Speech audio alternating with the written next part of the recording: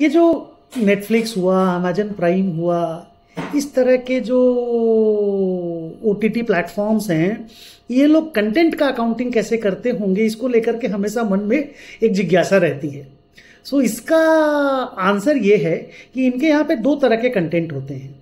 एक, ये लोग दूसरे स्टूडियोज वगैरह, जो लोग जैसे मान लो कोई यूनिवर्सल स्टूडियो है या और कोई दूसरा स्टूडियो है, ये लोग जो मूवी बनाया है या मान लो कोई सीरीज बनाया है, कोई टीवी चैनल ने कुछ टीवी का शो बनाया, उसका लाइसेंसिंग अक्वायर करते हैं, लाइसेंसिंग लेते हैं और लाइसेंस फीस का पेमेंट करते हैं। और प्लस ये लोग अपना भी सीरीज बनाते हैं, मूवीज बनाते हैं, तो दोनों अपना प्रोडक्शन भी है और लाइसेंस फीस भी है।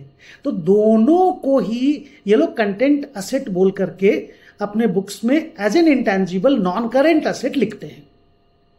और ह्यूज कंटेंट का लाइब्रेरी है इन लोगों का, और इतना बड़ा वो असेट का बेस है कि आप सोच नहीं सकते।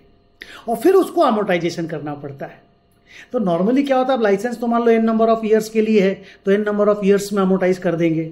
और जो खुद का डेवलप किया हुआ मान लो सॉफ्टवेयर है या मूवीज है या कोई वेब सीरीज है, तो उसको वो लोग अपना एक तो यूजफुल लाइफ डिटरमाइन करेंगे, पैटर्न ऑफ डिप्रिसिएशन या पैटर्न ऑफ अमोर्टाइजेशन डिसाइड करेंगे।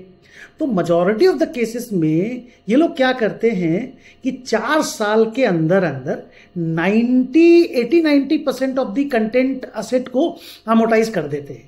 अब यहां पे भी एक झमेला आता है, ये लोग उसको बोलते हैं एक्सीलरेटेड अमोर्टाइजेशन।